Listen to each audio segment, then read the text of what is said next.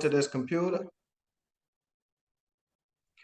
All right, fam, it's your brother Assad, and we are back again with another quick video. So make sure you like, comment, and subscribe, and hit that notifications bell so that you'll be notified when we drop new material on this channel. Secondly, in terms of housekeeping, I got to give a special and a significant and a particular and a peculiar shout out to my South African family for all the love you guys have shown this channel, my wife, myself, my children. We greatly appreciate it. Third, in terms of housekeeping, bam, bam, bam, just like that.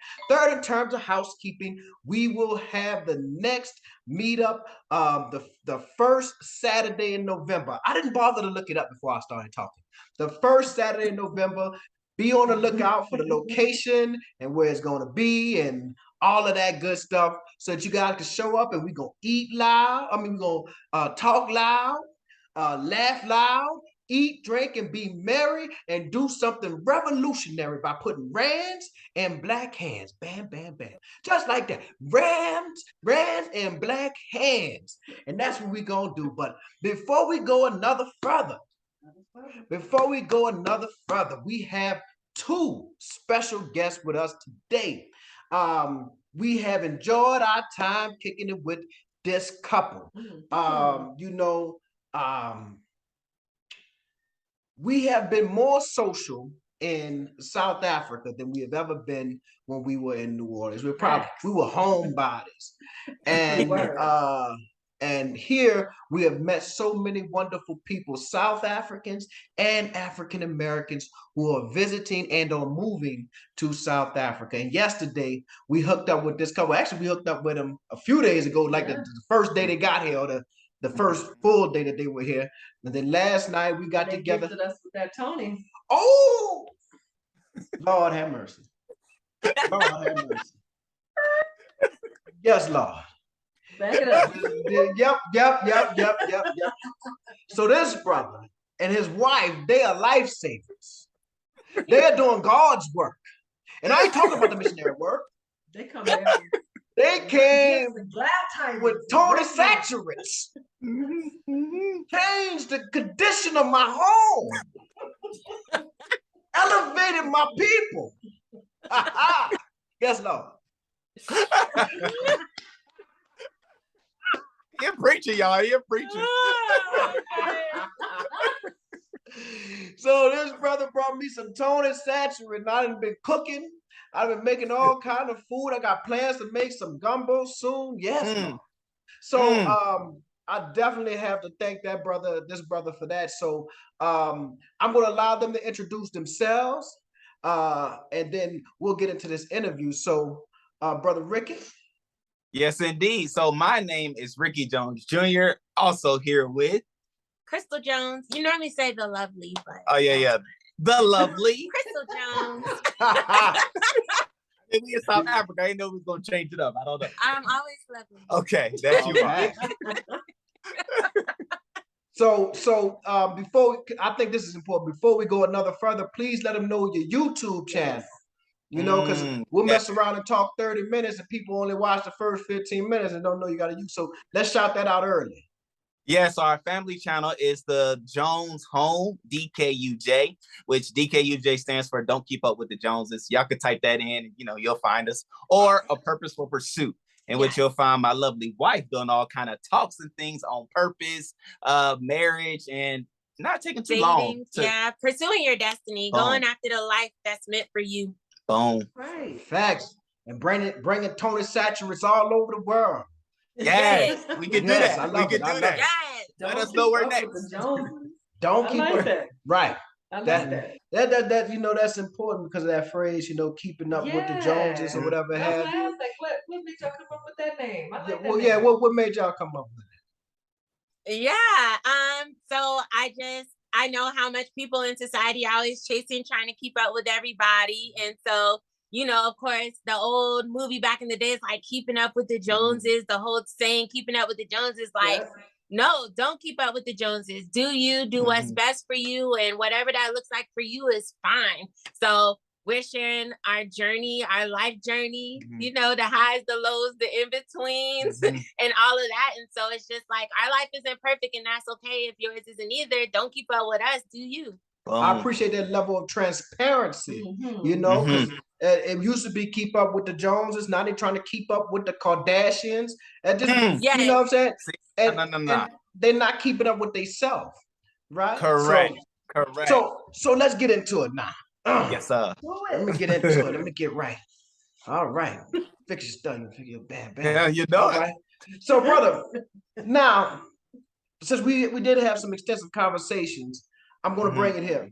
You said to me that you were at home a few weeks ago, and God told you to move to Johannesburg. Yes, sir. That's it. I'm going to let you take it from there. Yes, sir. So, my wife and I, we've been talking about moving, but we currently live in Tampa, and we were thinking about moving to another side of Tampa, a nicer side of Tampa, if you will. And so I've just been praying about it, like, okay, God, where do you want us to move and things like that? Because can we move to that side right now? No. But if we do plan on moving to that side, we would have to make some adjustments and things like that. And so while praying, God was said to me Johannesburg. And I mean, I heard it. I ain't think nothing of it because I'm like, yeah, I mean, I heard of the spot, but what we doing talking about Johannesburg, right? What does that have to do with Tampa? And so I prayed about it again. I was like, okay, God, you know, where's the move? God said Johannesburg. I said, what about Johannesburg? And God was like, y'all are gonna live there. And I'm like, wait a minute. And so, you know, you soak it in for a little bit personally. And then I went to my wife and said, hey, Crystal, you know, I believe God is saying that we're gonna move to Johannesburg. And her first response was, let's go. Like, let's do it. I'm like, whoa. Yeah. I pack the bags right now. Like, wait a minute. She always down to go. Like, down to move, to go, to travel, to see, whatever it is, she there for it. And so, you know, in it all, with it all, I was like, okay, let's just go. Let's go visit first. Let's see what it's like. I've been starting watching YouTube videos, trying to figure out what it's like there. Came across the lovely Dr. Assad and the great Miss Adrian. Like, it was fun just watching the various perspective of South Africa. And then from there, it was like, okay, let's just go for ourselves and see what it's really like. Because I mean, it's one thing to see it online, but it's a whole nother experience, which I'm sure we'll get into, of seeing it yourself. So with that, I said, Crystal, let's go. And so she booked the flight for the next month, the following month, and we're here. And we're on the tail end of the trip. So, I mean, there's so much to share in the midst of the trip, but it's good to be here. Yeah. You know, there's that song, What's the Word? Y'all know that? That song, What's the Word? Johannesburg, Gil Scott-Heron? No. I don't. Yeah. I think know a lot of people in their younger age group probably never heard of that. Yeah. Okay. Let me tell you old school. Let me tell you how maybe it wasn't a huge song, but the platform that it was kind of introduced to the world. So Saturday Night Live, right? And this is maybe in the 70s or sometime, had Richard Pryor. Now, Richard Pryor is, you know, at that time, he is the biggest comedian on the planet.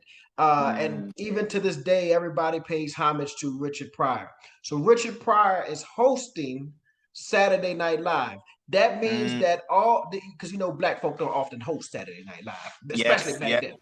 So this means that all of Black America is going to have their eyes watching Saturday Night Live.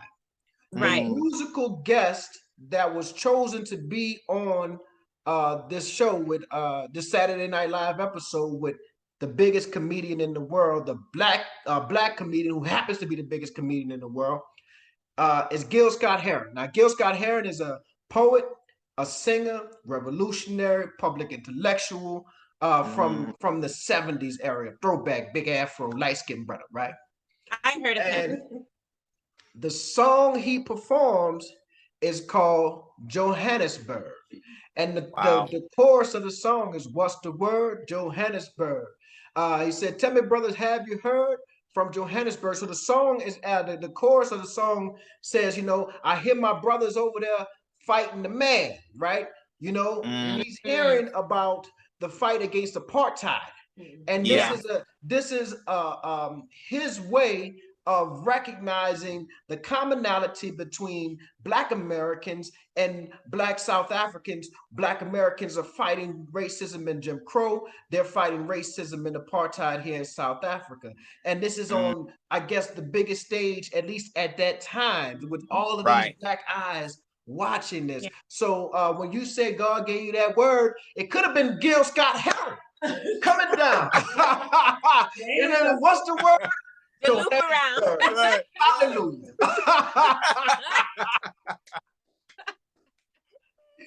All right. So how long was it before you heard the word that you booked the tickets and then arrived? So I'm going to say the time between that, hearing God, and actually getting here, I would probably say about 2.5, maybe 3 months, 2.5 to 3 months between hearing and getting here. All right. And had you guys ever been to the continent before? Yes, we've been here. We've been to Kenya and we've been to Port Elizabeth. And so we've been to Kenya twice, Port Elizabeth once, which is in South Africa, but never to Johannesburg. Oh, okay. So when was your first time in Port Elizabeth in South Africa? When was that? Man, I'm going to say 2006. Yeah, 2016. Well, let's talk about that experience before we jump into this trip. What led you guys to Port Elizabeth? What made you guys go? I didn't get to come. He came. I couldn't come because I was pregnant with our daughter, and I was like 8 months. Right. And I cried. She did cry. She cried because it was a great trip. But I came on a missions trip with my pastor and another one of us that worked at the church as well. We went to Port Elizabeth because our pastor, had a relationship with the pastor there. And so he went there to teach and all that good stuff. And we were there as people within to help and all that good stuff, sell books and things like that, and make sure he had everything he needed and things like that. So it was more so on a mission, right? And so it was a great experience. That was my first time in Africa, and it was amazing. I mean, the people that we met in Port Elizabeth, they were of fair skin. And so I was like, okay, this is different. Like I was expecting something a little bit more bushy. I mean, where the animals, you hear about Africa, but you don't see it. But then when you get here, it's like, wait a minute, like there were casinos, hotels galore, nice restaurants. I'm like, okay, this is very nice. And the people there was saying, if you like this, you really love Cape Town, you really love Johannesburg. And I was like, okay, I have to check it out one day. And I kind of put that in the back pocket from then. And so that was that experience, I'll say. Okay. So it marinated for a couple of years and then you got that word. All right. So let's go here. You land. You get off you landed at night though, right? Yes, it was like evening. It was like 5 or so o'clock. Yes. Okay, 5 o'clock. So as you're driving from the airport to your Airbnb or to your hotel, what was that? Describe that feeling. What was it like as you were looking around, saying, "Wait a minute, this is Johannesburg." Especially Crystal. I'll let you go first. You want me to go first? You could go. So for me, I was like, wow, we made it, right? Because we've been talking about it. I've been doing my research, doing the YouTubes, but it's nothing like being here, truth be told. And so you drive here, it's mountainous, which, you don't really know until you get here. So we're going up and down. I'm like, oh man, lights galore, big buildings, beautiful homes, a bunch of homes at that. Like, I mean, there's clusters of homes everywhere you go. And I mean, it was just cool. And I will say the funny thing is, like, seeing all that, I was like, man, we really made it. And then we came up on McDonald's because we stayed in Rosebank at first. Okay. And so when I saw McDonald's, I was like, oh, I'm comfortable now. Like, just push comes to shove, I'm going to just find myself at McDonald's. I don't know what I'm going to eat, but I'll find myself at McDonald's. So I was good at that point, but that was my first experience. I would say for me, I didn't go to Port Elizabeth, but I had been to Nairobi, Kenya. Okay. And so that was the only thought and experience I kind of really had with Africa. And there's definitely some developed parts, and it's a developing city, but it's not nearly as developed as Johannesburg. Right. And so when I got here, I was kind of really noticing the difference of like just how advanced things are. They got skyscrapers, you know, and all of this type of stuff, beautiful architecture. And so I was kind of just taking in the differences in those views of how things are different from there in Kenya to here in South Africa or in Johannesburg. And then also just kind of thinking about the perception. Like, it was funny, before I came, my mom gave me like a water bottle that purifies its own water. Like it was all love. It was love. Like, and even her, like, she knew, like, my dad wanted to take her here for vacation. And so she's like, I know they have clean water, but I just want you to be able to think of me. But it was funny because it's like, people, the perception that we're given in the States is there's not running water. Like, you're going to be sleeping in a bush. Like, who knows what's going to happen? And so I was just in awe of, like I said, the architecture and just how large of a city and well developed even of a city it is.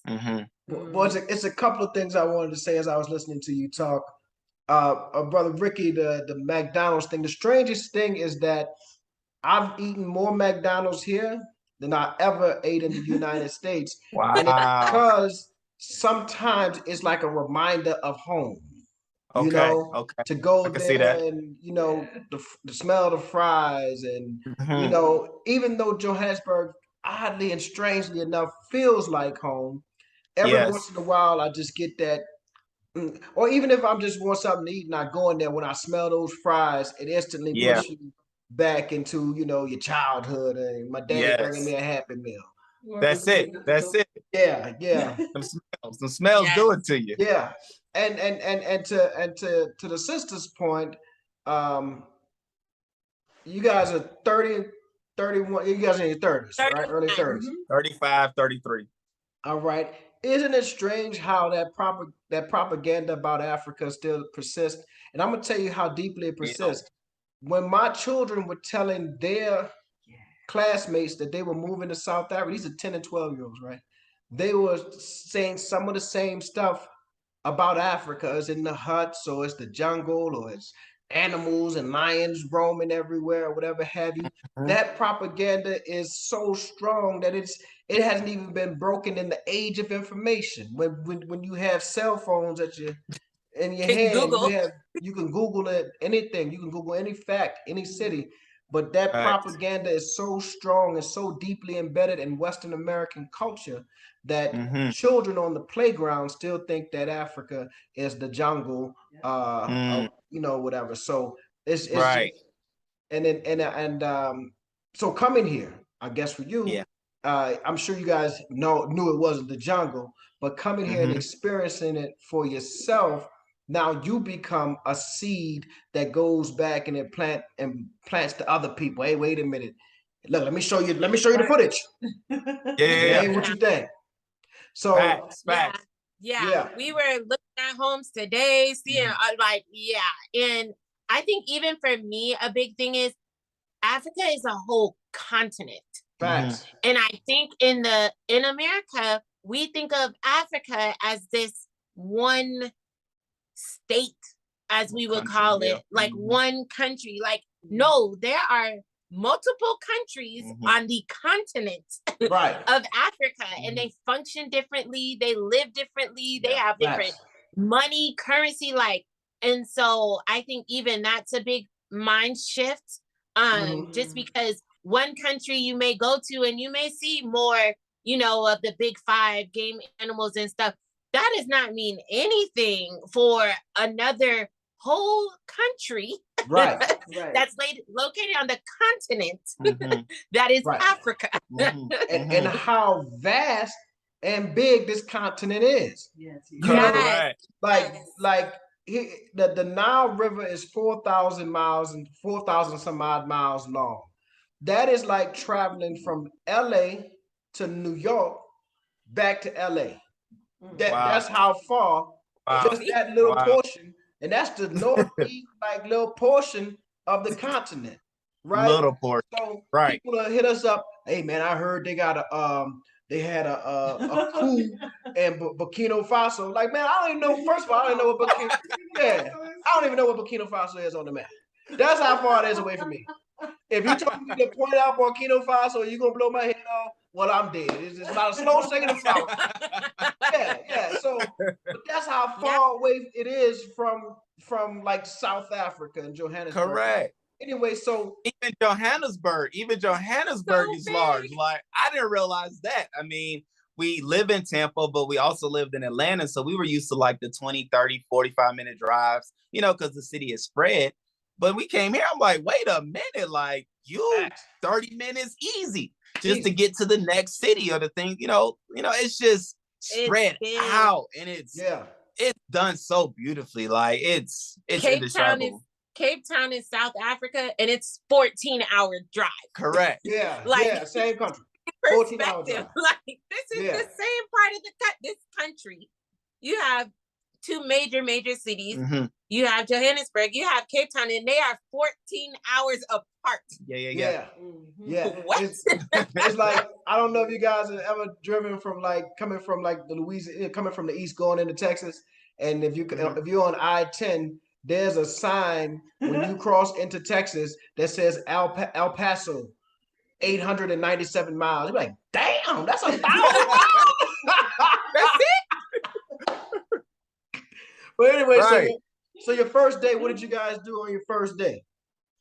Our first day, so that was Tuesday. We arrived from Monday evening, and so the first day, Tuesday, we had breakfast. We stayed at a hotel, which is a phenomenal hotel, the Boco, which is in Rosebank. Thanks to you all for letting us know that, when you all came and was visiting and traveling, you stayed in Rosebank. So I was like, okay, let me find somewhere in Rosebank. And so we found a hotel and we had breakfast there, and that was awesome. I mean, and it was complimentary breakfast. And it wasn't like, your continental type situation, cereals and, the easy make waffle. No. I'm talking fresh juices with fresh stuff in it. We had waffles with what was it? Brownies and strawberries with chocolate drizzle and homemade compost. Like I said, I made a whole reel. I was like, when Americans say free breakfast versus when that's free breakfast. The difference. We need to get it together. It's the difference. Oh my gosh. Latte, all of it, right? The food, omelets. Amazing, right? So we started off great. And then we walked to Rosebank Mall, which was beautiful, which we learned a lot about the malls here, which they have the grocery stores, they have the banks, they have everything you need from home supplies, everything, clothes, everything in the mall. I was just amazed on that alone. Yeah. It makes so much sense though. It does. It does. I'm talking about multiple grocery stores in one mall. Yeah. And so we did that. And then we had the pleasure of meeting with you all at Tasha's, and which was another one of you all spots. And so we had good food. You know what I'm saying?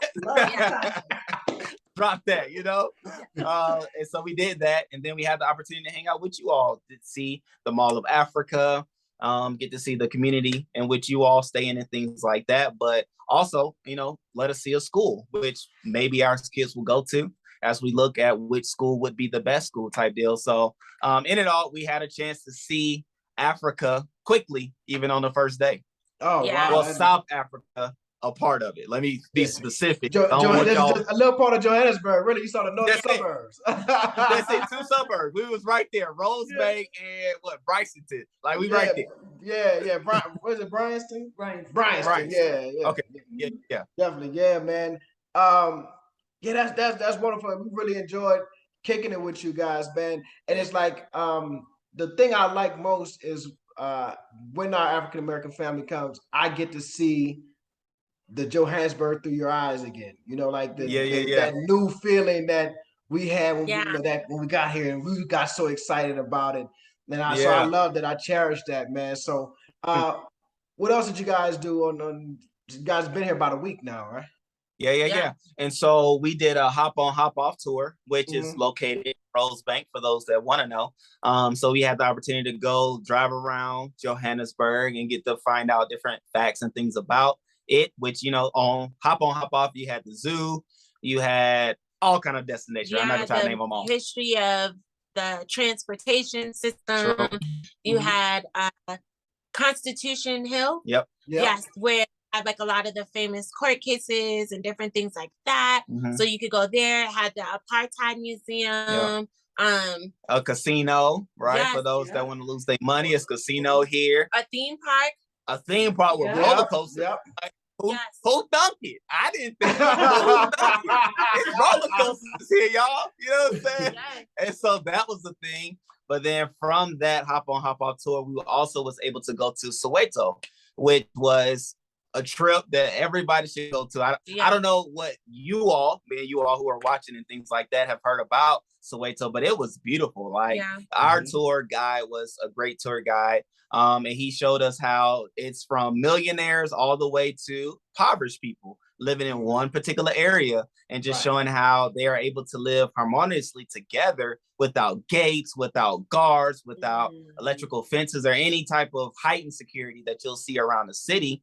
But they're able just to live together in harmony. And I was like, man, this is nice. And so even within Soweto, you have Mandela's home as well as Desmond Tutu's home as well. And so that was cool to even see. Yeah, which one thing I thought was really cool about that is their home is on the same street. And it's the only street in the world that had 2 Nobel Peace Prize winners. And it's like, wow, like to just, and again, I think I like history and stuff. So I think on large scale, small scales, but just to even think on like a large scale, a lot of times how Black people are viewed, or how we even view ourselves sometimes, to see like, man, like so much greatness literally came from one street. Street. And not even just a street anywhere, a street in Africa. Like, it was just like, so, it was just really great to me to see that. And then that just speaks even to the education and stuff here, which we met a girl, she had a triple major. Correct. I said, girl, I've never even heard of it. How is that going for you? She's like, oh, yeah, she got a job. She has a part-time job right now because she's in her final year. And she was like, yeah, I did it. And it's not like a triple major in pottery. Like, she's doing anthropology and forgot the other one. The other one with the digging. You say anthropology. Archaeology. Yeah. A triple major. In 4 years. And she did it in 4 years. You know, we be taking 6, 7 years. It took me 5 to do one, baby. And I'm like, and I was like, oh my gosh. She was like, yeah, mostly here double majors are common. She was like, but I did do, the triple major some people choose to do. And I'm just like, the way that we think about how people are educated in Africa, that is not a reflection of, she's a triple major, graduated, doing well and well enough to get a whole part-time job on the side. Then she got excellent time management skills, because I don't know how she pulled that out. That's excellent time. But I would say this, I have had more, let me say not more, because I don't want to make those type of comparisons. I would say I've had so many profoundly intellectual conversations in South Africa with every day as the great philosophical musician. What's my boy name? Huh? Is it Clyde? No, man, y'all made me forget my boy name. Sly. Sly Stone would say everyday people. Everyday people. I've had more intellectual conversations with everyday people than I thought I would have. Let me say it like that. Uber drivers who can tell me about geopolitics, who can tell me about the politics of the United States, the politics in the UK, and the politics here in South Africa. Uber driver. My Uber driver, last time I got in the Uber in the US, it smelled like weed and Hennessy. Man. At best. No, it is true. But here they speak multiple languages, at least 2, probably 3 or 4. Like, and even the same girl, she spoke 10. Yeah. And so she just was, I'm like, man, and her brother, because they showed us around Centurion today. And so her brother was talking to different people. I was just in awe of his communication skills. Like, man, this brother can speak, just right? And for it's just different languages, right. And I'm even asking him, how do you know to speak this language? How do you know to speak that language? Like, what language did you just speak? And he was like, we just know. Like, we could look at a person and we just know, pertaining to how they look or what area they are in and different things like that. I was like, man, this is amazing. Yeah, right. And I would say that was really cool too, because like you said, he was asking, how do you know what language to speak to a person? And he said, well, when you approach someone, depending on the area that you're in, you would start with a certain language that's maybe common to that area, maybe like Zulu or something. And he was like, and if the first language you choose doesn't work, you would use a sister language. And he was like, most of the languages are groups in threes. So there would be like one main language, like Zulu, and then there will be two accompanying languages that are similar, but different. And he said, so you would start with trying one. And if that doesn't work, you try a second one. He said, and if that one doesn't work, then you just do English. And I was like, oh my gosh, that happened to me at the store. I was asking about a particular bread, and the lady sent the manager over and he started talking. And I was like, I'm sorry, no. And then he tried again in another language. And I was like, I'm trying to find out about the bread. And then he started talking to me in English. Yeah. But that's kind of the rule of thumb. Try one main language for the area, try a second language, and then do English. And see, I was like, wow.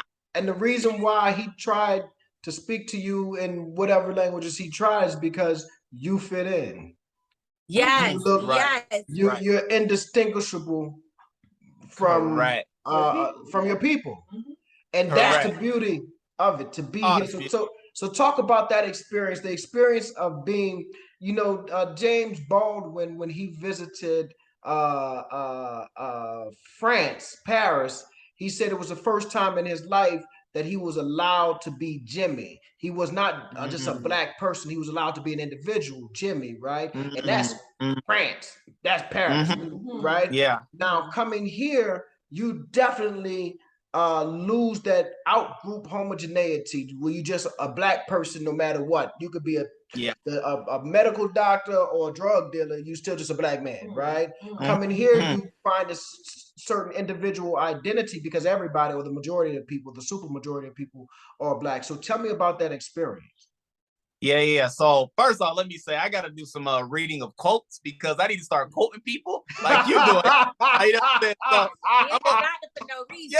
to work for that. I got to work on that. I need to give me a quote book because I can't quote nobody right now. But what I can say is I loved it. Truth be told, like I was even telling Crystal about that each day, truth be told, because it's like we're here, but it's like we're not here respectfully, right? Like we dress how we dress. And, in certain areas we've been to and traveled to, it's like, oh, you can tell when somebody's American, right? So they'll come up to you, oh, where are you from? Things like that. But we had none of that here. Like, and it felt good, truth be told, because we look like everybody else. And even when we were talking to people, nobody asked, where were we from? You have an accent. It was just like, okay, let's just keep it moving. So I love that. And I can attribute some of it to the idea that South Africa is like a melting pot of so many people, so many different races, so many different cultures. And so it is what it is, right? And so with that, it was awesome. Truth be told, it was awesome.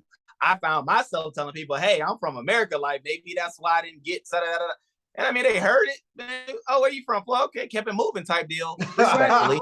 But, you know what I'm saying? In it all, it was like, you're here, so let's talk. And we had great conversations. And I mean, I personally loved it because I'm a people person. So I was talking a little bit to everybody. And I didn't feel like they looked at me any differently than they would the next person. And so like that alone was just, you can't buy that, right? You can't put a price tag on it, but it is a feeling that you feel when you do get here.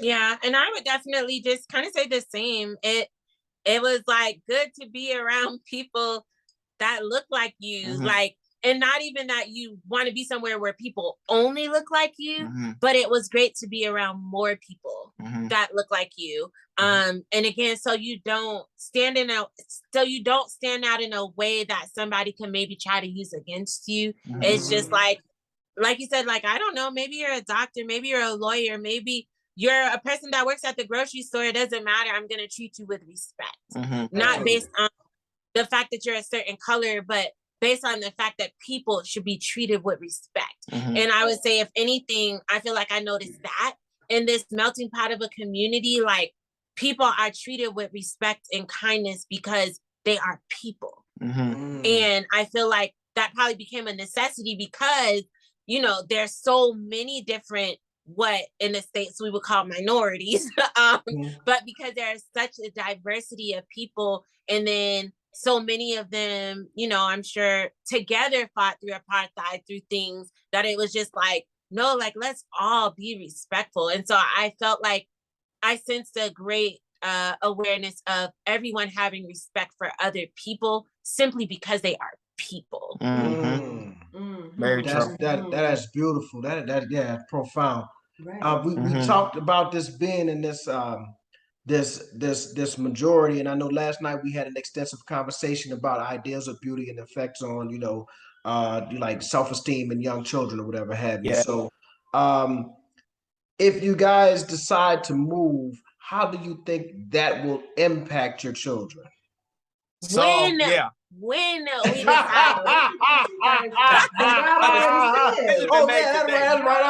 the decision was made today. We coming. This is here. This is next. It's not if, it's when. Yeah. And large part to what you're even saying, like, and I was even thinking as we were walking through the mall, the advertisement had a lot of our women on the advertisement with their hair naturally doing what it does, bouncy, curly, looking nice and glamorous, right? And we have a daughter that's 6 years old, and we want that for her. We want her to know that not only do we call her beautiful, but her beauty is recognized as beauty by other advertisers. And so I love that personally. I mean, because even Crystal was sharing with me today how our daughter was having a hard time finding friends at her school, and which she's the great minority at her school. And I was like, man, that could be a reason, maybe not.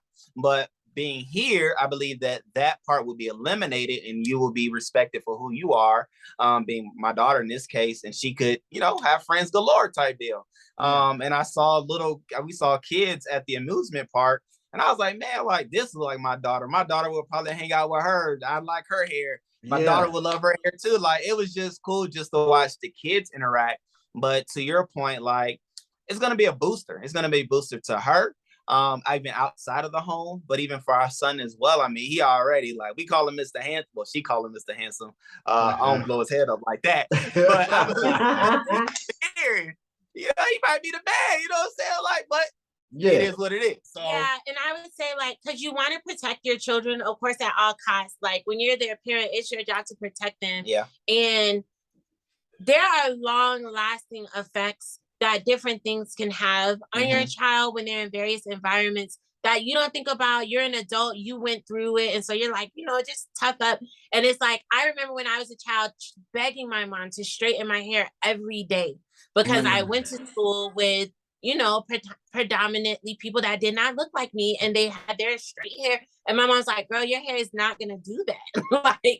So like, that was something I struggled with. And even my daughter, like you said, or our daughter, she's 6. She's only in the 1st grade. She's already had an experience where somebody was making fun of the way that her hair looked. That she was so upset about it. We had to get the teachers involved. Like, and they did what they did on their side to correct the issue.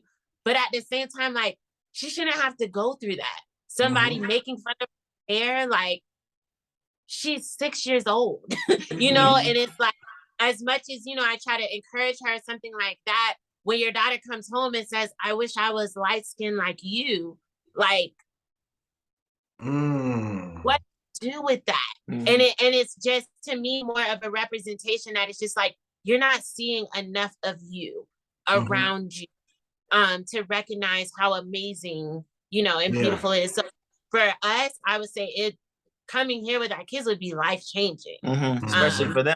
That wasn't even our initial thought. We didn't think along those lines before coming down here. We were thinking about ways where we can be an impact to Johannesburg. However, coming here, seeing the kids, seeing the advertisements, seeing the other ladies, seeing, even to your point tonight, when we were walking through the mall, there was a live advertisement for a casino that's coming, and it was 2 dark-skinned ladies as representatives of the casino. Yeah. not gonna see that in the States.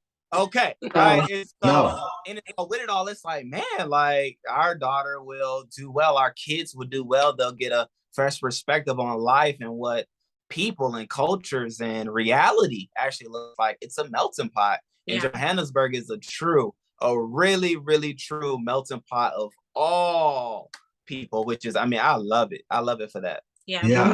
I think it does help to repair the type of esteem trauma.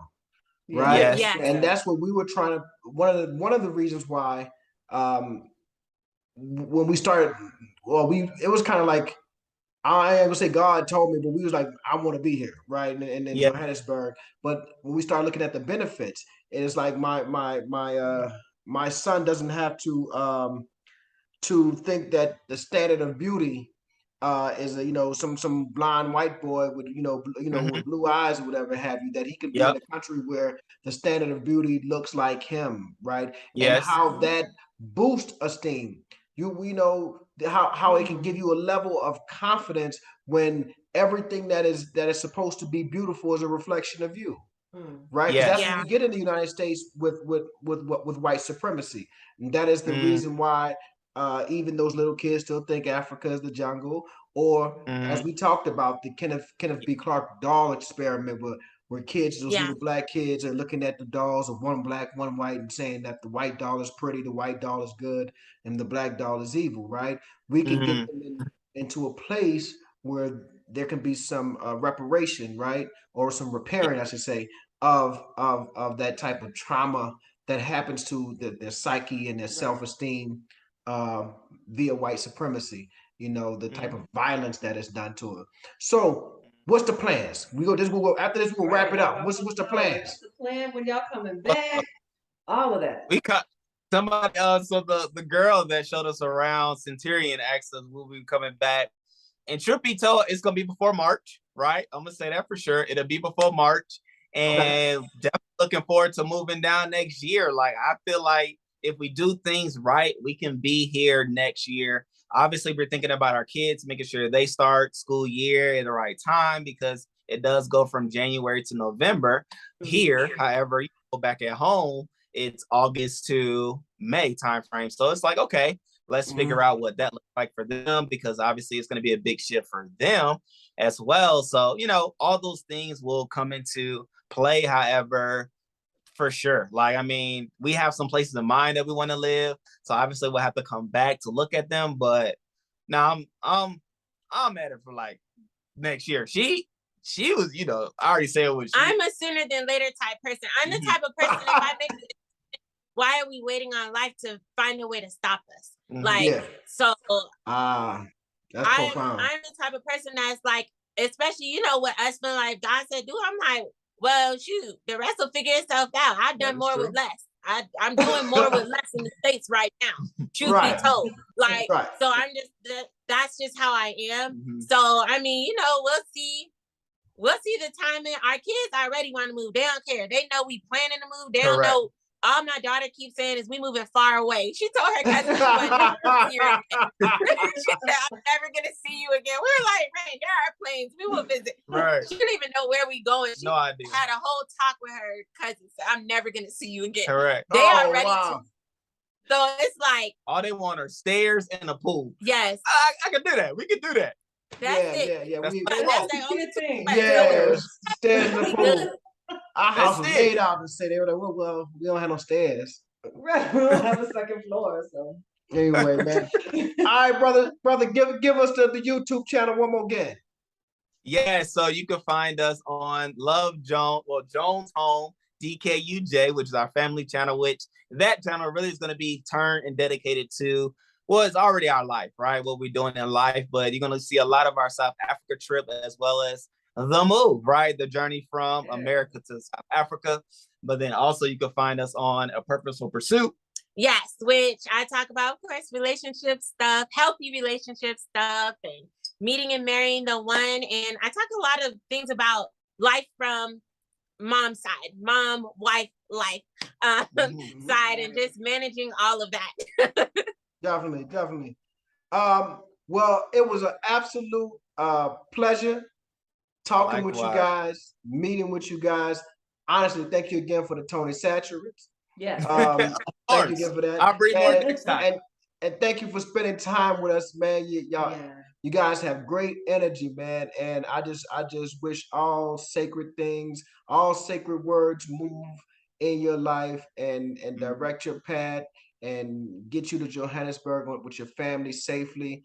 And you guys flourish here and do the work that the Most High is inspiring you to do. Yes, sir. We both have work to do, right? So it'd be more of us. I'm trying to retire. Don't put all that work on me. No,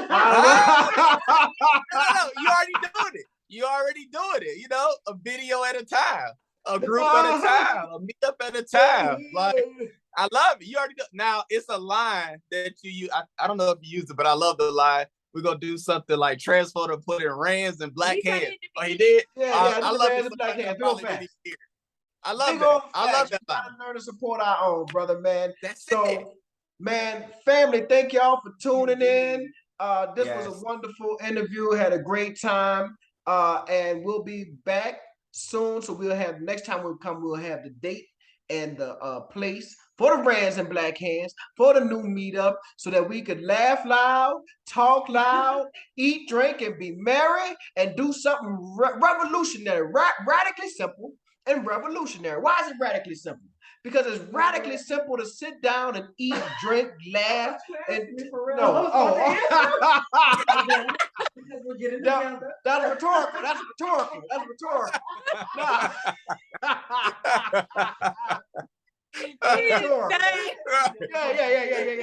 It's radically simple to sit down, eat, drink, and be merry with your people, but it becomes revolutionary when you become intentional about where you place your dollar, when you place your rand, right? Place your rands and Black Hands. All right, family, we'll be back soon.